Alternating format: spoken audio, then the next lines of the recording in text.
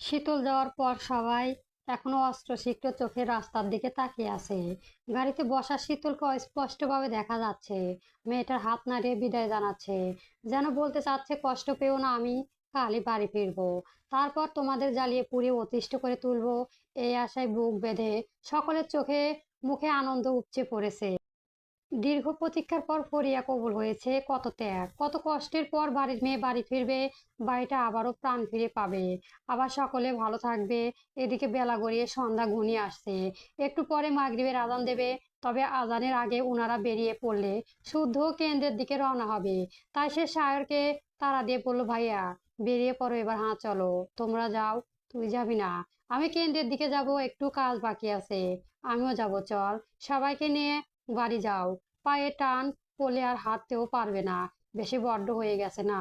বড় ভাইকে শাসন করছো, যেখানে যেখানে একা যেতে মন চায়। পাজরা বড় হয়ে গেছে বুঝি, নলা কাটতে হবে।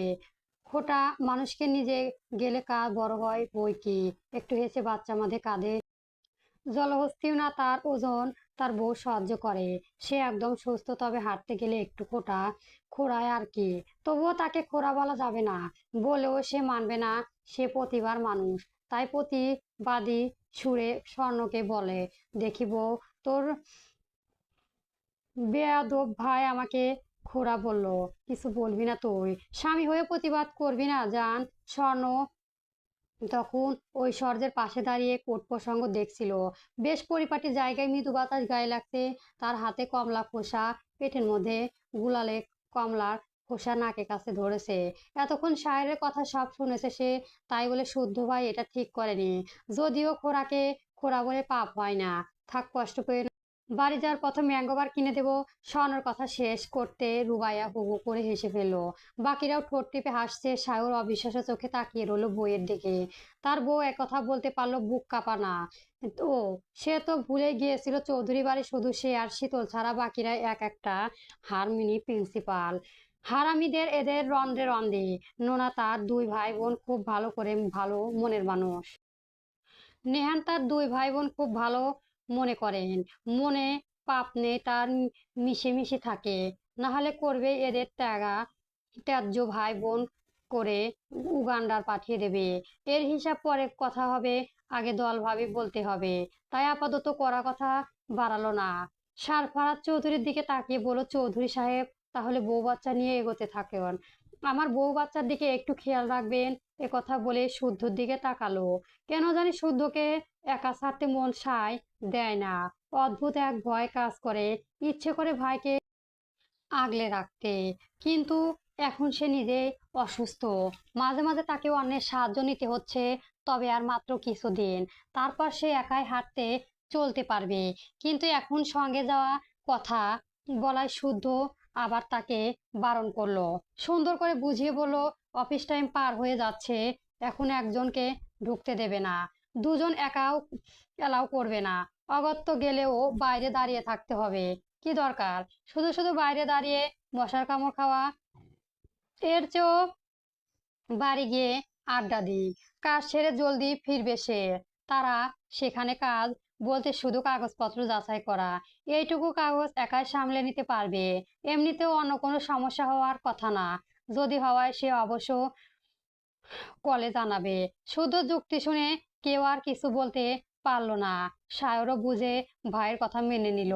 কথায় কথায় বারে বেলা গড়াচ্ছে, সময়ও নষ্ট হচ্ছে।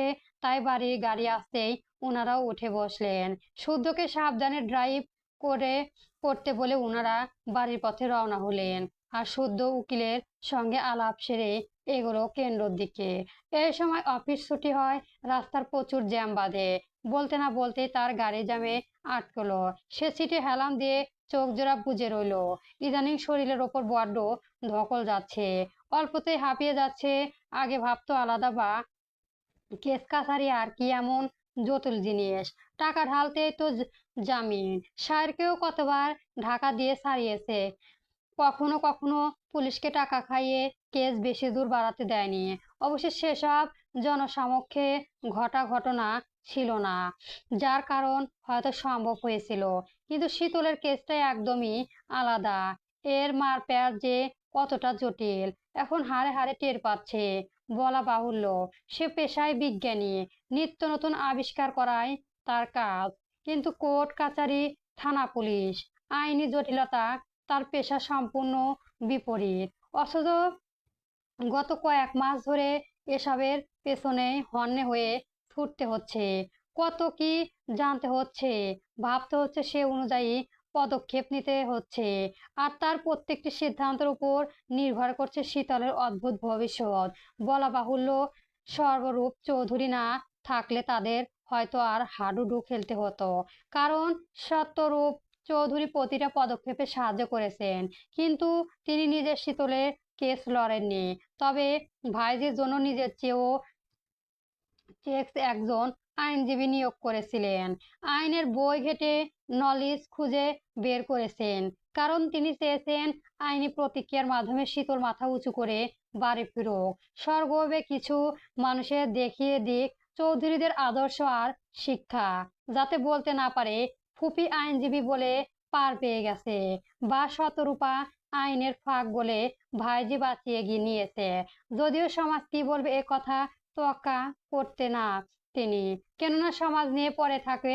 সর্বপ্রথম উনি তো পেশায় আসতে পারতেন না, কারণ সমাজের মানুষ মেয়েদের শেকড় পরাতে ওস্তাদ। তাদের মতে বিদ্যাপীঠ ছেলেদের জন্য যথেষ্ট, এবং সমাজ সমাজ করলে এই পেশাতে দীর্ঘদিন টিকতেও পারতেন না। বিধবা নারী হয়ে ছেলেকে একা হাতে মানুষ করতেও পারতেন না। আর শীতলের করা অপরাধের কথা, এসব নিয়ে ভাবার সমান হয়নি উনার। কলিগরা যখন জিজ্ঞাসা করেন তখন হাসতে হাসতে বলেন, সুবাহানা চৌধুরী আমার ভাইজি, কোথাকার কোন প্রতিনেতা তার বড় ভাইকে মারতে এসেছিল, উল্টো সে তাকে মেরে দিয়েছে। একদম বাপ ভাইয়ের মতোই বুক ভরা সাহস নিয়ে জন্মেছে কিনা। উনাকে এভাবে বলতে দেখে কেউ আর খোঁচা মারার সাহস করে না। করবেই বা কেন? চৌধুরী বাড়ির মেয়েরা ফেলনা নাকি? বরং চৌধুরী বাড়ির মেয়েরা বারবার প্রমাণ করে দিয়েছে তারা বিপদে পড়লে পিছু হাঁটতে পারে না। পালানো তাদের রক্তে নেই, স্বভাবে নেই। তারা যেমন বাবা ভাইয়ের আবদরে পুতুল, তেমনি প্রয়োজনের বাঘিনী রূপে রুখতে জানে কেউ। কলিজা থাবা বসাতে আসে, উল্টো তার কলিজায় থাবা বসাতে জানে। এসব ভেবে শুদ্ধ মৃদু হাসলো। সামনে গাড়ি এগোলে তার গাড়িটাও এগোচ্ছে। এই জ্যামে ছুটতে কতক্ষণ লাগে কে জানে। তবে স্বস্তির কথা তার আগেই শত রূপ চৌধুরী আদালতে বাকিদের বাইরে নিয়ে কেন্দ্র পৌঁছে গেছে। বাইরের মাধ্যমে কাগজ জমা দিয়ে এখন তারা অপেক্ষা করছে। কথা হচ্ছে আদালতের বাহক নিয়ে সেখানে কেন গেল। আসলে রায় ঘোষণার পর বন্দি মুক্তি পায় না, এর পেছনে থাকে অমনতান্ত্রিক বেশ কিছু প্রতিক্রিয়া।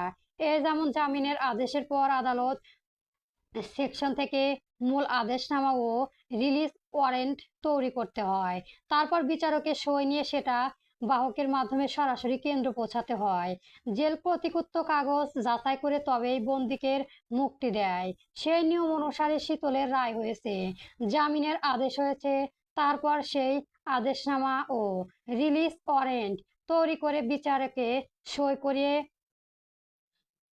পেশাকার বিচারক পরিচিত বলে কাজটা এত সহজ হয়েছে, নইলে কাজ আর হতো না। কারণ যখন রায় ঘোষণা হয়েছিল তখন বাজে ছিল 3টা 20 মিনিট।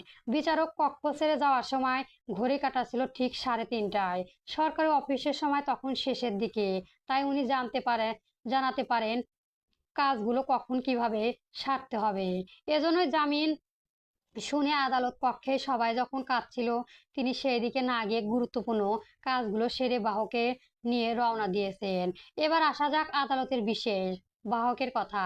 আস- আসলে আদালতের বাহক ছাড়া সিগনেচার খামজেল কর্তৃপক্ষ অন্য কারো থেকে আগ্রহ করে না, এটাই নিয়ম। তাই ঘড়িতে পৌঁছানো 6টা বাজে আগে শতরূপ চৌধুরী কেন্দ্র ডেস্কে কাগজ বুঝিয়ে দিয়েছেন।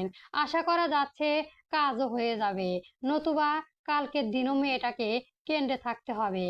কালকে তো আবার নববর্ষ, সরকারি ছুটির দিন। যদিও জামিন পরোয়ানা পৌঁছায় তাহলে ছুটির দিনে বন্দীদের আটকে রাখার সুযোগ নেই। কিন্তু কাগজ যাচাই কারণ এখনো বাকি। সেটা যদি আজকে না হয় কিংবা কোনো কারণে আটকে যায়, দেখা যাক ভাগ্য সহায় হয় কিনা। ঘন্টা খানিক পর শুদ্ধ পৌঁছালো স্টেশনে। টেনশনে ঘেমে নেয় একাকার অবস্থা, শ্বাস যেন গলায় এসে আটকে আছে। যে গাড়ি পার্ক করে কল করলো ইফতেখার নাবিলাকে। প্রবেশের অনুমতি দিলেন। দুজনে এগোলেন অফিস রুমের দিকে, যেখানে প্রবেশ করতেই এক মধ্যবয়স্ক অফিসার শুদ্ধর সঙ্গে হ্যান্ডশেক করলেন। তারপর শুদ্ধ কাঁধে চাপতে হাসতে হাসতে বলল, মিসেস মিসেসের তো জামিন হয়ে গেছে, অপেক্ষার পালা শেষ। এবার খুশি তো সায়েস্টিন সাহেব? জবাবের কিছু বলল না শুদ্ধ, কেবল মুচকি হাসলো। যতক্ষণ না শীতলকে বুকে ঝাপটে ধরছে ততক্ষণ এই কষ্ট কমারও নাই। কিন্তু এ কথা তার বলা যায় না, তাই মৃদু হেসে নীরবে সম্মতি জানায় সে। তবে ইফতেখার নাবিল অভিজ্ঞ চোখে সহজেই পড়ে নিলে তার চোখের ভাষা। কারণ গত কয়েক মাস ধরে শীতলের মুক্তির জন্য শুদ্ধ অক্লান্ত পরিশ্রম আর শত চেষ্টা সাক্ষী তিনি নিজেও। বলা বাহুল্য, শীতল কেন্দ্রের আসা শুরুর দিকে বারণ মিত্র নামে এক অফিসার শুদ্ধকে প্রচুর হয়রানি করেছেন। কখনো কখনো ইচ্ছে করে শীতলের সঙ্গে দেখা করতে দেয়নি, অপেক্ষা করতে বলে ঘন্টার পর ঘন্টা বসিয়ে রেখে অনুমতি দেয়নি। বাড়ি থেকে খাবার আনলে 1/4 ভাগ শীতলকে দিতেন। তিনি সবচেয়ে অনামানবিক কাজটা করেছিলেন শীতলের বাবার মৃত্যুর দিন। বাবার লাশের পাশে শীতলকে আর একটু সময় রাখার প্রস্তাব রেখেছিল শুদ্ধ। শুদ্ধর কথায় তাচ্ছিল্য করে বলেছিলেন, সময়ের মূল্য অনেক, বাড়িতে সময় দেওয়া যাবে না, তবে কিনে নিলে আলাদা কথা। তখন শুদ্ধ মানসিক অবস্থাও ভালো ছিল না, তাই পরিস্থিতি অনুযায়ী উনার অমানবিক প্রস্তাব মেনে নিয়েছিল। যদিও শুদ্ধ সে কথা বলেনি, বরং বুদ্ধি খাটিয়ে অর্থ লেনদেনের কল রেকর্ড ফোনে যত্ন করে সুরক্ষিত রেখেছিল। ভেবেছিল দিন যাক, সুসময় ফিরুক, তারপর না হয় হিসাব চুকিয়ে নেবে। তবে অবশ্য বেশি দিন অপেক্ষা করতে হয়নি। বারণ মিত্র অসুস্থতার কারণে ছুটিতে গেলে ওনার জায়গায় ইফতেখার খান নাবিল দায়িত্ব নেন। যাতায়াতের মাধ্যমে শুদ্ধর সঙ্গে পরিচয় হয়। পরে অবশ্য জানা যায় ইফতেখার খান নাবিল শতরূপা চৌধুরী কলেজের সিনিয়র ভাই। চেনা মানুষ বিধায় সবকিছু জানার পর অনেক সুযোগ সুবিধাও দিয়েছে। এরপর থেকে শুদ্ধ যে খাবার পাঠাতো শীতল পুরোটাই পেত। এমনকি যখনই দেখা করতে অনুমতি চেয়েছে নাবিল সাহেব ও ফিরিয়ে দেননি। সম্ভব না হলেও বুঝিয়ে বলেছেন, কারণ নিয়মের বাইরে তো যেতে পারে না। এভাবে উনার সঙ্গে শুদ্ধর সম্পর্ক সহজ হলে কথায় কথায় শুদ্ধ বারণ মিত্রর কর্মকাণ্ড উনার কানে দেয়। ইফতেখারও সেই তথ্যগুলো ঊর্ধ্বতন কর্তৃপক্ষের কাছে পৌঁছে দেয়। তদন্ত শুরু হয়। তদন্ত সূত্র জানা যায়, বারণ মিত্র চৌধুরীর টাইলেটু যুক্ত মানুষকে সাহায্য করতে পারেন না, কারণ কোনো এক চৌধুরী বাড়ির আদলের দুলালিকে পারিবারিকভাবে বিয়ে করেছিলেন। বিয়ের পরের দিন স্ত্রী বাপের বাড়ি গিয়ে ফেরেনি, তবে না ফেরার কারণ দেখিয়েছিলেন বারণ নাকি শারীরিকভাবে অক্ষম পুরুষ। যদিও এটা মিথ্যে কথা, কেননা বিয়ের রাতে সম্পর্ক সহজ করতে সময় দিয়েছিল। স্ত্রীর অসম্মানিত তাকে স্পর্শও করেনি, কিন্তু সেই মেয়ে উনার পুরুষত্ব নিয়ে মিথ্যে অপবাদ দিয়ে চলে যান। শুধু তাই না, 2 দিন পর মামাতো ভাইয়ের সঙ্গে পালিয়ে যায়। সেই থেকে চৌধুরী পদবীধারী মানুষ আর কাজিনের মধ্যে প্রেমের সম্পর্কে প্রচুর ঘৃণা করেন। আর সেই আক্রোশের শিকার হতে হয় শীতল, শুদ্ধর মতো আরো অনেকে। এবং ঘুষ নেওয়ার অপরাধে উনার চাকরিচ্যুত হওয়ার সম্ভাবনাও বেশি। যদিও এখনো ফাইনাল সিদ্ধান্ত নেওয়া হয়নি, তবে এমন কিছু হতে পারে পূর্বের কথা ভাবতে ভাবতে ইফতেখার ফাইলের কাগজপত্র তীক্ষ্ণ দৃষ্টিতে পরখ করলেন। সব ঠিকঠাক সই দেখে সই করতে করতেই একবার শুদ্ধর দিকে তাকালেন। ছেলেটা এক দৃষ্টিতে ওনার কলম ধরা হাতের দিকে তাকিয়ে আছেন। এই একটা সইয়ের জন্য তার অপেক্ষা প্রহর বেড়েছে। তাছাড়াও আগামীকাল শুভ নববর্ষ, নতুন বছরের প্রথম দিন। নববর্ষের দিন প্রিয় মানুষটিকে ফিরে পাবে। সমস্ত গ্লানি ভুলে নতুন বছরের সঙ্গে তাদের পথচলা নতুন করে শুরু হবে। তারা যে কাল এক হবে, একসঙ্গে বাড়ি ফিরবে, ছলো চোখে হাসবে। এই খুশিটুকু তো লক্ষ কোটি কোটি বিনিময়েও কেনা সম্ভব না। বয়সের হিসেবে ছেলে মেয়ে দুটো অনেক সাফার করেছে, এবার তারা মন খুলে হাসুক, একে অপরের শক্তি হয়ে বেঁচে থাকুক। মানলেই কি আর প্রেম অমর হয়? কে বলে মরে গেলে তো সব শেষ? বরং বেঁচে থেকে লড়াই করে প্রেমে জিতিয়ে রাখতে পুরুষ প্রেমের আসল জয়। সুপুরুষরা হতে হারতে নয়, লড়াই করে জিততে নিতে জানে। সত্যি বলতে শুদ্ধ শীতলের জীবনে কাল সেরা নববর্ষ হবে, হতে যাচ্ছে। তারা যতদিন বাঁচবে এই দিনটির কথা ভুলতে পারবে না। তাই নিজের উদ্ধত্ত কর্তৃপক্ষের অনুমতি নিয়ে ছুটির দিনে শীতলকে মুক্তির জন্য ফাইলে সই করেন। মাঝে মাঝে কিছু কাজ আত্মার শান্তি দেয়। তাছাড়াও নিজে তো বিয়ে করেননি, তাতে কি? না বাবার দহনটুকুও বেশ বোঝেন, অপেক্ষা কতটা বিষাদময় হাড়ে হাড়ে টের পান। এজন্য বোধহয় এখনো অফিস কক্ষে শুদ্ধর অপেক্ষায় ছিলেন। এদিকে শুদ্ধ বুকে উথাল পাথাল ঝড় নিয়ে অস্বাভাবিকভাবে বসে আছেন। তারপর হাত মৃদু ভাবে কাঁপছেন। ভাগ্যিস ওনারা খেয়াল করেননি, নয়তো লজ্জা পড়তেই হতো। যা যাচাইয়ের কাজ শেষ, সইও হয়ে গেছে, এবার শুধু সকালের অপেক্ষা। আর বাধা নেই, কালকে সকালে আলিব্লাসীকে নিয়ে যেতে পারবে। তার মনে সুখ, তার ঘরের শত্রুকে আবার ফিরে পাবে। কতদিন ঝগড়া করা হয়নি, চালাকার দিয়ে মারা হয়নি, কাল বাড়ি ফিরে একবার মারতে হবে। ব্যাংচিটা ভীষণ কষ্ট দিয়েছে তাকে, একে একে সব শোধ তুলতে হবে। এতক্ষণ নিচু থাকলেও এতক্ষণে তার ঠোঁটে হাসি ফুটল, বুকের ভরটা নেমে চেহারায় কিছু একটা ফুটে উঠল। তা দেখে ইফাত বেশ শব্দ করে হাসলেন, একটু মজাও নিলেন। তারপর ইফতেখার নাবিলের সঙ্গে পুনরায় হ্যান্ডশেক করে বিদায় নিলেন। পকেটে ফোন ভাইব্রেন হতেই আছে। এটা যে সায়রের কাজ না দেখেও সে বলে দিতে পারবে, তবে আগে থামানোর দরকার, তাই দ্রুত স্থান ত্যাগ করলো। শতরূপ পা বাড়াতে যাবে তখনই ইফতেখার হঠাৎ বলে ওঠেন, জীবনে আরেকটিবার সুযোগ দিলে হতো না শতরূপা? আমার চুলে পাক ধরলেও আমার ভালোবাসা কিন্তু এখনো জীবন্ত। শতরূপার পা জোড়া থেমে গেল। এই কারণে এখানে আসেন না তিনি। যখন থেকে শুনেছেন ইফতিকার এখানে পোস্টিং, তখন থেকে এক প্রকার এড়িয়ে চলেন। কারণ উনি কোনোভাবে অতীত ঘটতে চান না। কিন্তু এই লোক নাছোড়বান্দা। তাই এতদিন যেভাবে ইফতেখারকে খালি হাতে ফিরিয়ে দিয়েছেন, এভাবে একই ভাবে ফিরিয়ে দিতে বললেন। দাদিমা হতে যাচ্ছি, মিষ্টি পাঠাবো, খেয়ে দোয়া করবেন নাবিল ভাই।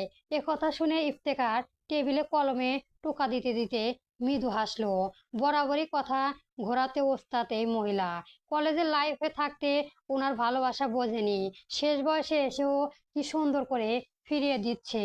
অথচ প্রিয় বন্ধুর বউ হয়ে যাবার পরও তাকে কখনো কিন্তু বিয়ের কয়েক বছর পর যখন শত্রু স্বরূপ মারা গেল, তখন নিজেকে ধরে রাখতে পারেননি। পুনরায় মনের কথাও জানিয়েছেন, ছেলে সহ শত্রুরূপার দায়িত্ব নিতেও চেয়েছিলেন, কিন্তু না রাজি হয়নি। এরপর যৌবন গেল, বয়স বাড়লো, চুলের পাক ধরলো, অথচ উনার অপেক্ষা ফুরালো না। এই নারী একটু সয় হলো না, করুণা করে হলেও গ্রহণ করলো না। আজকে দিয়ে মোট 31 বার রিজেক্ট হলেন, তাতে কি? এখন রিজেক্ট হওয়ার মাঝেও ভালো লাগা কাজ করে। কাজের সূত্রে চোখাচোখি হলেও বুকে শান্তি অনুভব হয়।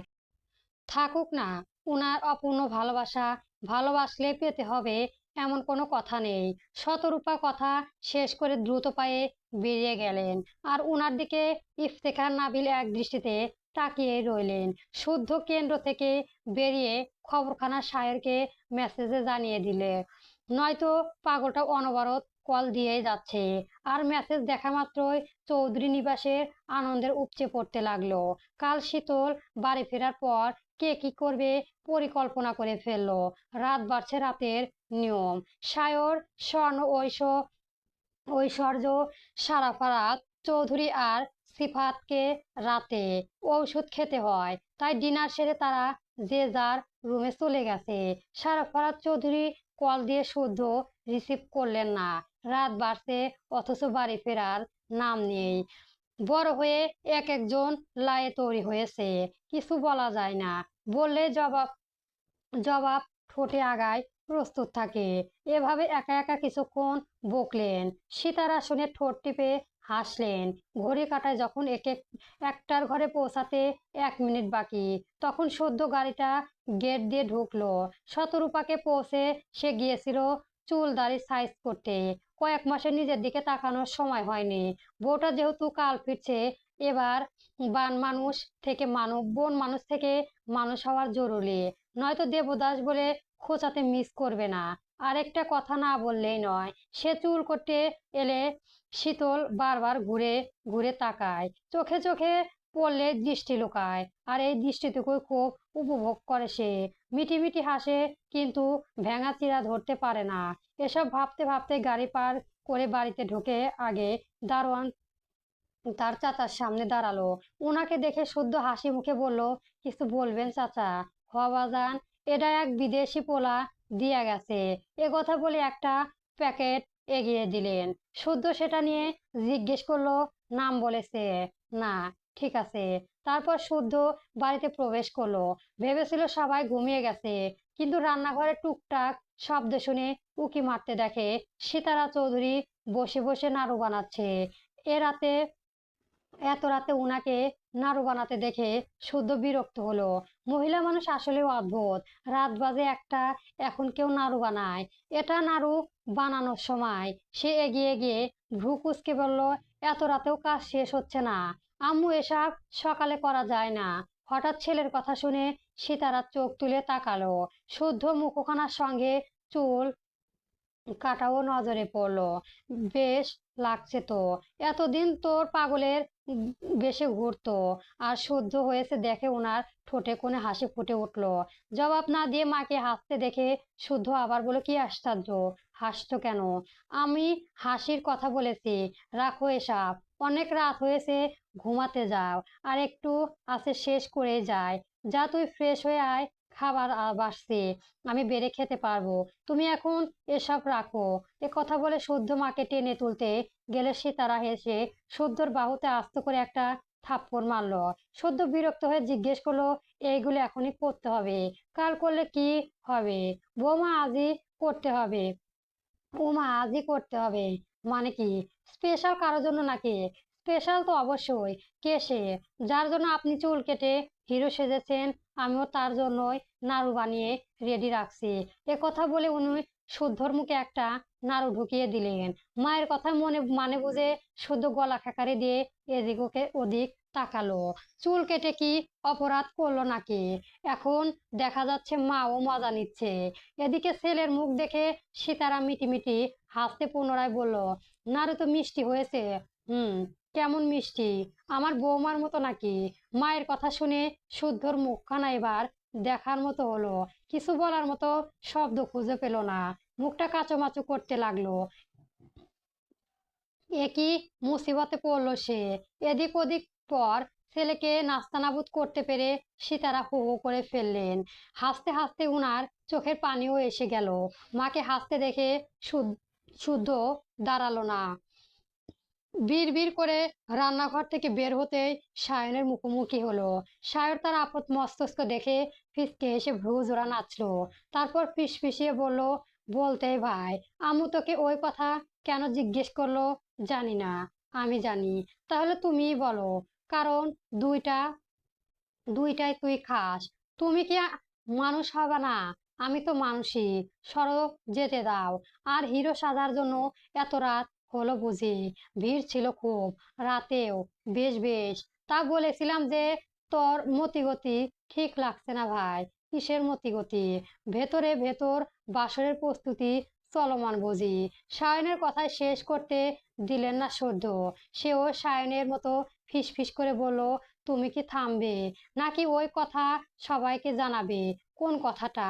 কি কি সব দেখতে গিয়ে আমার কাছে ধরা খেয়েছিস না? ওই যে ওই কথাটা। ভাইয়ের মুখে সেই পুরনো কথা শুনে সায়র জিহ্বায় কামড় কেটে তওবা করলো। আশেপাশে তাকালো, সিসি, এ কথা কেউ শুনলে মান সম্মান থাকবে না। যদিও বয়সন্ধিকালের ঘটনা, ধরা খেয়ে আবার ওসবের ধারের কাছেও যায়নি। আর এখন তো তার উত্তেজনা এমনিতে হাই, ওসবে আর দরকার পড়ে না। এইটুকু কন্ট্রোলে করতে বউটা দম বেরিয়ে যায়। কিন্তু তাকে থামাতে শুদ্ধ প্রায়ই এসব বোমাই ব্যবহার করে। বড্ড বেয়াদব এই ছেলেটা, মানবতা বলে কিছুই নেই, নয়তো বড় ভাইকে এসব কেউ হুমকি দেয়। ছি। এদিকে ভাইকে চুপ করাতে পেরে শুদ্ধ হাসতে হাসতেই রুমের দিকে গেল। রুমে ঢুকে প্যাকেট রেখে আগে শাওয়ার নিল। ভেজা চুল মুছতে মুছতে ড্রেসিং টেবিলের দিকে তাকালো। শাওয়ার নিয়ে আয়নার সামনে দাঁড়িয়ে বিশেষ একটি মুহূর্তর কথা মনে পড়ে যায়। আজও পড়লো। তার কানে ঠিক 2 ইঞ্চির নিচে আঙুল ছোঁয়াতে ঠোঁটের হাসি ফুটলো। নতুন নতুন প্রেম পড়ার অনুভূতি হচ্ছে কেন হঠাৎ, কেন জানি হাসতে ইচ্ছে করেছে, মনও ফুরফুরে লাগছে। সে সময় দেখে নিল রাত 1টা 45 মিনিট। সকাল হতে আর কতক্ষণ? রাতটাকে ঠেলে পার করাতে পারলে বেশ হতো, কিন্তু সেটা তো সম্ভব নয়। এতদিন ধৈর্য ধরেছে, তার ফল পেতে হচ্ছে। বেশি লোভ করা যাবে না। 1 বছরের অপেক্ষা মাউকুল হয়েছে, তাতে লক্ষ কোটি শুক্রিয়া। তারপর সে খেয়ে এসে বসতে প্যাকেটটার দিকে নজর পড়লো। কে দিল এটা? বিদেশি ছেলে কে হতে পারে, জানা দরকার। ক্যামেরার ফুটেজ বের করলো। বিকাল থেকে সন্ধ্যা অবধি কি কি হয়েছে জানতেই তাকিয়ে রইলো ল্যাপটপের দিকে। তখন বেলা গড়িয়ে শেষ, ক্লান্ত সূর্যের বিদায় নিতে প্রস্তুতি নিয়েছে। ধরণীতে নেমেছে রাতের আধার। দলবদ্ধভাবে পাখিরাও ফিরেছে আপন নিরে। একটু পরে মাগরিবের আজান পড়লো। আজানের ধ্বনি কানে যেতেই মুসল্লিরা ছুটলো মসজিদের দিকে। মাঠের অলিতে গলিতে দাঁড়ানো পথচারীদের ভিড় কমে এলো। অন্ধকার গাঢ় হচ্ছে। ধরণী তলিয়ে যাচ্ছে রাতের আধারে। গাড়িতে বসার ক্যাশপিয়ারের সময় অপেক্ষায় ছিল। রাস্তা ফাঁকা দেখে গাড়ি থেকে নেমে চৌধুরী গেটের কাছে দাঁড়ালো। মৃদুস্বরে দারোয়ানকে ডাকলো। ডাক শুনে দারোয়ান চাচা কাঁধ উঁচিয়ে তাকালে গেটের বাইরে দারোয়ান বিদেশি এক ছেলেটার দিকে। বলেন, কে আপনি? কাকে চান? বাড়িতে কেউ আছে আঙ্কেল? ডেকে দেওয়া যাবে? না, বাড়িতে কেউ নেই। এই তো আরো রাইত হইব। ও, অন্য কেউ নেই যে? কাউকে ডাকলেই হবে। একটা জিনিস দিয়ে চলে যাব। সবাই শীতল শীতল আপার কাছে গেছে। আপনারে করে কারে কি দিতে চান? আমারে দিয়া যান, আমি দিয়া দেমনি। একথা শুনে পিয়ান জবাব দিল না, বরং আশেপাশে তাকালো।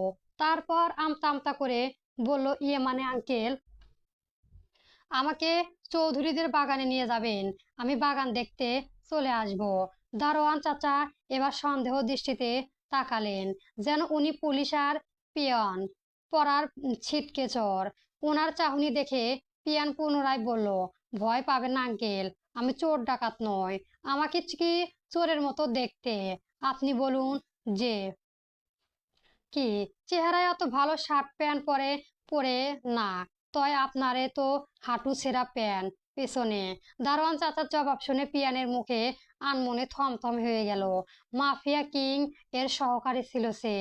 বডি ফিটনেস উচ্চ, লম্বা, শারীরিক গঠন সব দিক থেকে পারফেক্ট, অথচ টাওয়ালা দারোয়ান তাকে চোর ভাবছে।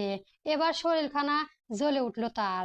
ইচ্ছে করলো কোমরে গোজা পিস্তল কপালে ঠেলিয়ে টাকলাটা এখন টাকা বুলেট জায়গা মতো গেঁথে দিতে, কিন্তু শেষ মুহূর্তে রাগলে হবে না, তাই নিজেকে শান্ত করলো।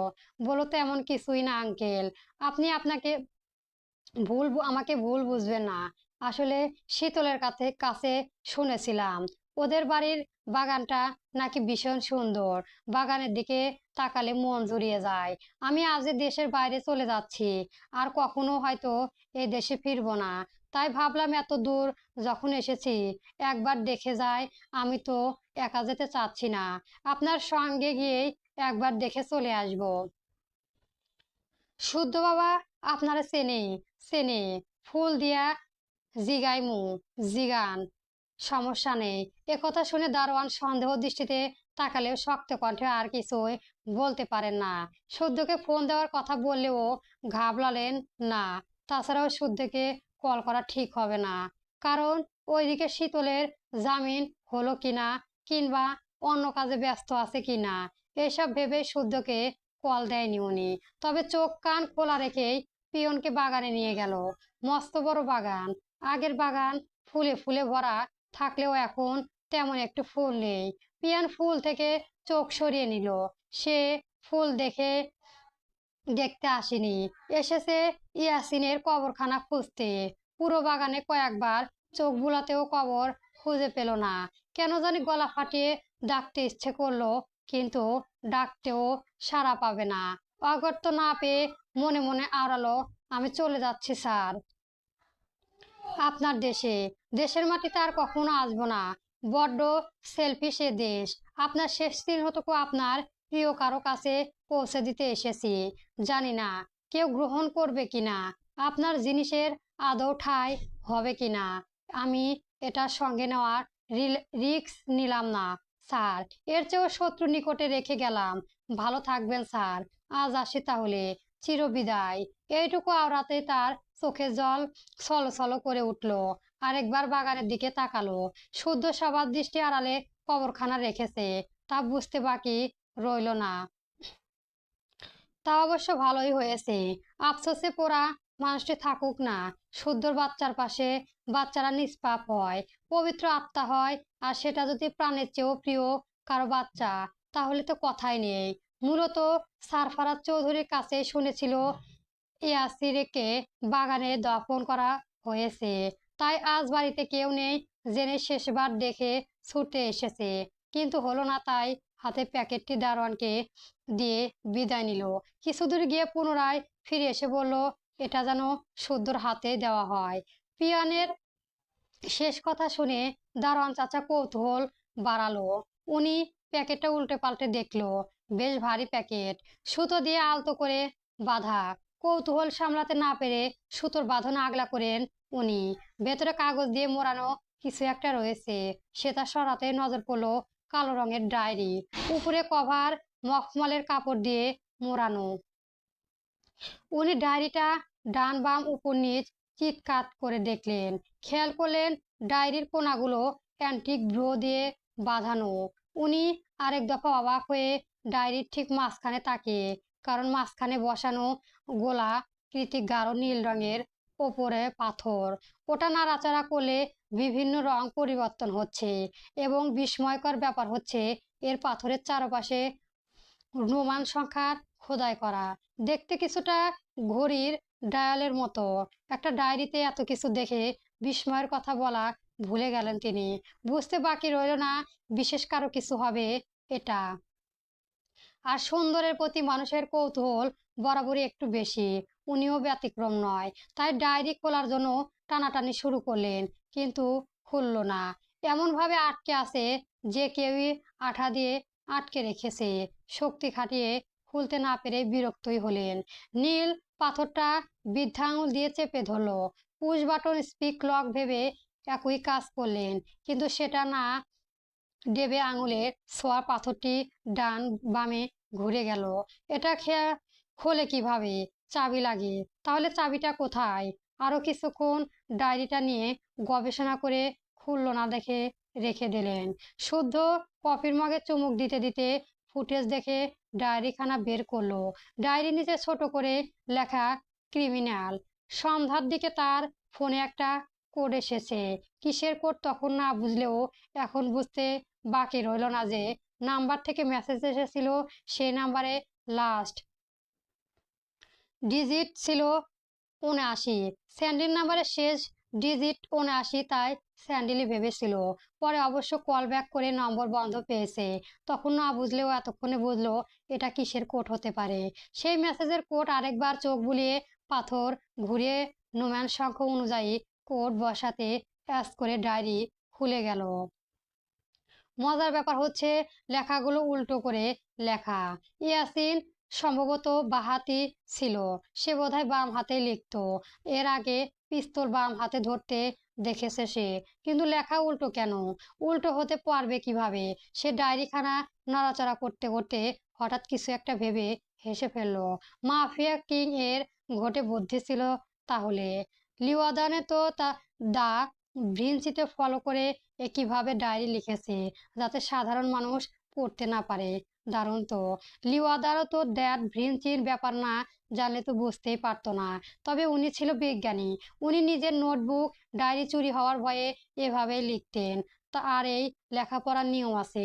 শুদ্ধ এবার উঠে ডায়েরির পৃষ্ঠা আয়নার ধরতে লেখা সোজা হয়ে পড়ায় উপযুক্ত হলো। ইংলিশে লেখা পুরো ডায়েরি, তবে শুদ্ধ শুরুর দিকে পৃষ্ঠা একবার শব্দ করেও পড়লো না।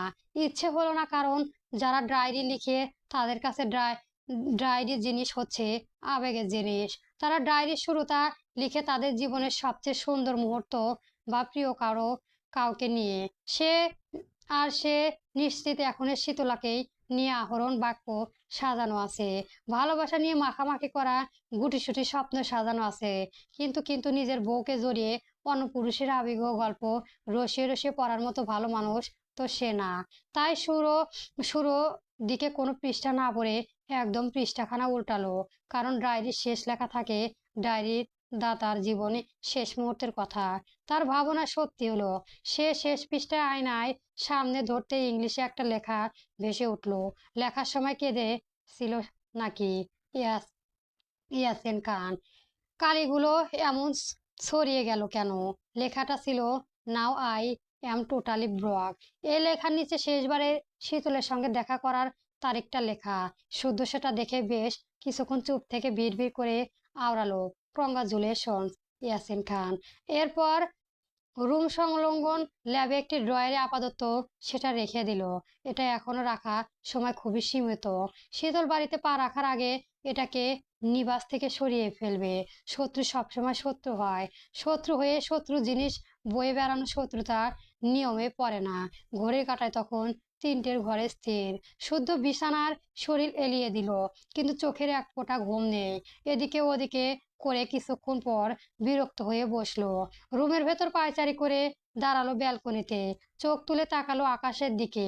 শীতলের সঙ্গে দেখা করতে যেত তখন সময় যেন রীতিমতো দৌড়াতে, অথচ আজকে এক একটা সেকেন্ডও যেন বছরের সময়।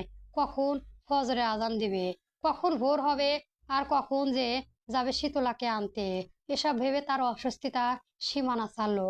রুমে ফিরে ড্রয়ার খুলতে নজরে পড়লো হানিমুন প্যাকেজের জন্য কাটা এয়ার টিকটিকের দিকে। শীতলের ভীষণ ইচ্ছে নওয়াজে নওয়ায়ে যাবে। নরওয়ে, খোলা আকাশ নিচে তার হাত ধরে হাঁটবে। সেও যেখানে যাওয়ার জন্য প্রস্তুতি নিয়েছিল, কিন্তু তার আগে সব লন্ডভন্ড হয়ে গেল। শীতলাকে নিয়ে সে কখনো দূরে কোথাও যায়নি। শীতল জানে না তার বিশুদ্ধ পুরুষ বাড়িতে এক, বাইরে আরেক। সে জানে না বিশুদ্ধ পুরুষ ভ্রণ পিপাসু। সে জানে না তাকে বুকের সঙ্গে বেঁধে স্কাই ড্রাইভিং করা ভীষণ শখ তার বিশুদ্ধ পুরুষের। এমন আরো অনেক ইচ্ছে শীতলাকে নিয়েই মিটাবে ভেবে তার অনেক ইচ্ছেই অপূর্ণ রয়ে গেছে। সে ফিরুক, কিছুদিন পর তাকে নিয়ে একবার অজানা উদ্দেশ্য বেরিয়ে পড়বে, নতুন করে ব্যাঙাচিকে তার আরেকটা রূপের সঙ্গে পরিচয় করবে। এসব ভাবতে ভাবতে তার নজর পড়ল ছোট্ট একজোড়া নুপুরের দিকে।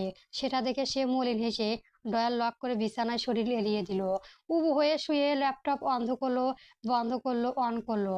একটা ফাইলে ঢুকতে স্ক্রিনে ভেসে উঠলো শীতলার পুরনো অনেক ছবি, তাদের বিয়ের মুহূর্তগুলো। এসব দেখে ঠোঁটের কোণে স্নান হাসি ফুটে উঠলো। এক এক এক এক এক এক এক এক ছবিগুলো দেখতে দেখতে কখন চোখ জোড়া দুটো বুঝে এলো টেরও পেল না। ঘুমানোর আধা ঘন্টা হয়নি, হঠাৎ অদ্ভুত অনুভূতিটা হলো তার। খুব নর্মাল তুলতুলে ছোট্ট একটি আঙুল তার ডান হাতে কনিষ্ঠ আঙুলখানা আঁকড়ে ধরলো।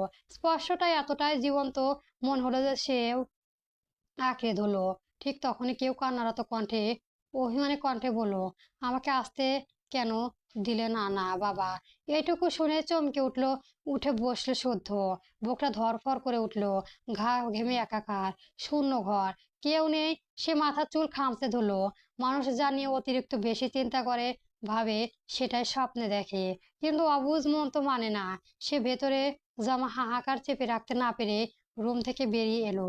কোনো দিকে না তাকিয়ে উল্টো মতো এসে দাঁড়ালো বাগানে সেই ছোট্ট কবরটার পাশে। এখন মধ্যরাত, চারপাশ স্তব্ধ। একদিন দৃশ্য ব্যথাখানা লুকিয়ে রাখতেও আজ আর পারল না। কানে এক নাগাড়ে ভাসতে থাকে অভিমানের সুরে বলা অভিযোগখানা, আমাকে আসতে কেন দিলে না বাবা? বুকের গহীনে রাখা ঠিক একই অপরাধ বোধে উঠতে লাগলো সে। ওরা অনুভূতি রূপ নিল কান্নায়। হাঁটু গেজে কবরের ভেজা মাটির উপর বসে পড়ল শুদ্ধ। চোখের কোনা বেয়ে ঝরতে থাকলো নোনা জলের ধারা। সে কয়েক সপ্তাহে ভ্রূণ ছিল মাত্র, দুনিয়া আলো বাতাস ছোঁয়নি। তবুও তার মানে এতখানি মায়া কিভাবে জড়িয়ে দিয়ে গেল? কেন হাজার চেষ্টা করেও তার কথা বলেনি? কেন সেসব মনে পড়ে কষ্ট বাড়ে? আজ ঘুমের ঘরে তবে সে কি এসেছিল? কোপানো স্বরে অভিযোগ জানিয়ে গেল, তার আদেশে তো এতবার হয়েছিল। একথা ভেবে বুকের ভেতর আর্তনাদ দলা পাকিয়ে বেরিয়ে আসতে চাইলো। শুদ্ধ কবরের মাটি দুহাতে খামচে ধরলো, এরপর ফুপিয়ে কেঁদে উঠল। যে সন্তানকে কোনোদিনও কোলে নেওয়া হলো না, তার জন্য এত মায়া কেন? কেন এত কষ্ট? সে মাটি আঁকড়ে আওড়ালো। সেই দিন যদি তোমাদের দুজনের মধ্যে একজনকে বেছে নিত না হতো, তাহলে আমি নিজের জীবন দিয়ে হলেও তোমাকে আগলে রাখতাম। অনেকেই বলেছিল তোমার মাকে বাঁচিয়ে ভালো করেছি, স্ত্রী থাকলে আবার বাবা হওয়া যাবে। কিন্তু তারা এটা বোঝেনি যে তোমার মায়ের নিঃশ্বাস সচল রাখতে গিয়ে আমি তোমার ছোট্ট বুকের স্পন্দন স্তব্ধ করে দিয়েছি। সবাই বুঝতে দেয় তোমার জন্য কষ্ট না পেয়ে, কিন্তু তুমি তো ভ্রূণ ছিল মাত্র। তোমার রূপ ছিল না, নাম ছিল না, তুমি ছেলে নাকি মেয়ে তাও জানি না। অথচ তোমার অস্তিত্বের কথা শোনার সঙ্গে সঙ্গে আমি পরিচয় দিয়ে দিয়েছিলাম যে তুমি আমার সন্তান, আমার রক্ত। কিন্তু ভাগ্যের পরিহাসে তোমাকে হারিয়ে ফেললাম। হারানোর আদেশটাও আমাকেই দিতে হয়েছিল। তোমার যখন হাতে পেয়েছিলাম, বুকে পাথর তুলে মাটি নিচে শুইয়ে দিয়েছিলাম। তবে আমি তোমাকে ভুলিনি, ভুলতেও পারবো না। কেন জানো? কারণ তুমি আমাদের প্রথম সন্তান, যাকে আমরা বুকে জড়িয়ে নিতে পারিনি, যার ডাক শুনে কলিজায় জুড়াতে পারিনি। আমি সরি বাবা, খুব সরি। আমি খারাপ বাবা, ভীষণ খারাপ, যে নিজের ভালোবাসাকে বাঁচিয়ে রাখতে সন্তানকে উৎসর্গ করেছে। এভাবে বেশ কিছুক্ষণ সেখানে বসে কাঁদলো সত্য।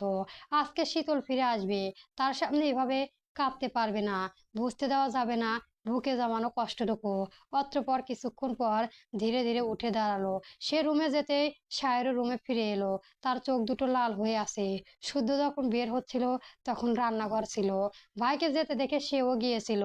অদূরে দাঁড়িয়ে দেখলো শক্ত আবরণে ঢাকা শুদ্ধ, বুকে জমা হাহাকার। পিঠের ধারে নিজের কিছুক্ষণ কাঁদলো। শুদ্ধ চলে আসবে তখন তার আগেই রুমে ঢুকে গেল। কিছু কিছু জিনিস একা সামলাতে দিতে হয়। সায়ন রুমে ফিরে মাথা নিচু করে বসে রইল। চোখের পানি বাদ মানছে না। স্বর্ণের কাছে গিয়ে ওর পেটে চুমু খেতে শুনতেই স্বর্ণ তার বুকে মাথা রাখলো। ফিস ফিস করে বলল, আজ প্রথমবার দেখলে তাই কষ্ট পাচ্ছ। আমি প্রায়ই দেখি শুদ্ধ ভাই মাঝরাতে বাগানে গিয়ে বসে থাকে, সব আমার জন্য। আমি আমার ভাই বোনেদের ঋণ কিভাবে শোধ করব জান? ওদের প্রতি আমার কৃতজ্ঞ শেষ নেই। আমি যে ওদের চোখের পানি দেখতে পারি না, আমার যে বুক ভেঙে আসে, আমার মরে যেতে ইচ্ছে করে। এসবে তোমার হাত নেই।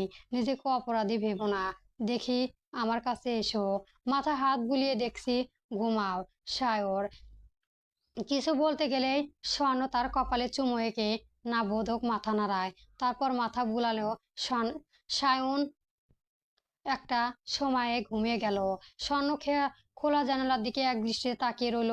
তারপর মনে মনে বলল, তুমি কল্পনাও করতে পারো না তোমার শীতল, তোমার শুদ্ধ তোমাকে ঠিক কতটা ভালোবাসে। তোমার জন্য তারা কত দূর অব্দি যেতে পারে। চৌধুরীর রক্ত না হলে তাদের কতটা জুড়ে আছে সেটা তোমার ধারণার বাইরে।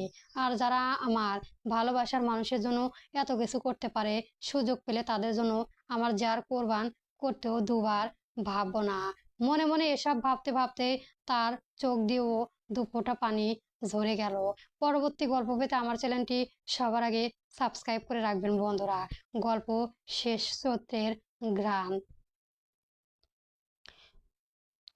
অন্তিম পর্বের তৃতীয় অংশ চলবে।